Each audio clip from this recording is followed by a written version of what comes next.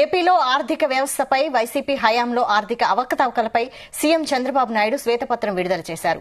సరైన విధానం లేకుండా రాష్ట్ర విభజన జరగడంతో రాష్ట్రంలో తీవ్రమైన ఆర్థిక ఇబ్బందులు వచ్చాయని తెలిపారు.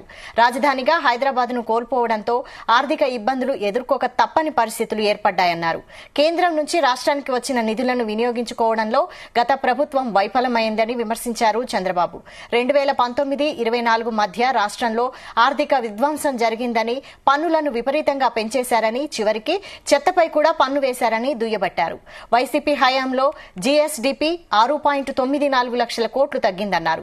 పోలవరం పూర్తయితే సాగునీటి అవసరాలు పూర్తిగా తీరుతాయన్నారు చంద్రబాబు.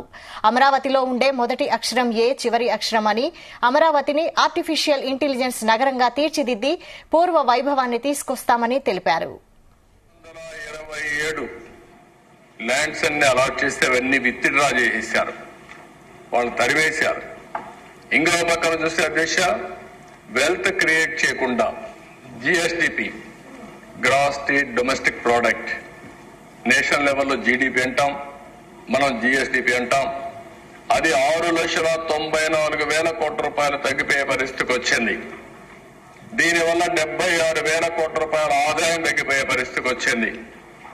ఇన్ఫ్లేషన్ ప్రతి ఒక్క పేదవాడు సఫర్ అయ్యేది. తెలుగుదేశం పార్టీ 4.5% 5 సంవత్సరాల్లో ఉంటే 19-24లో 6.2% పెరిగింది. అంటే 1.7% హైయర్ ఇన్ఫ్లేషన్ వచ్చింది, ద్రవ్యోల్బణం వచ్చింది, అవస్థపడే పరిస్థితికి వచ్చారు. టాక్సేషన్ విపరీతంగా పెంచారు, కరెంటు పెంచారు, ఆర్టీసీ రేట్లు పెంచారు.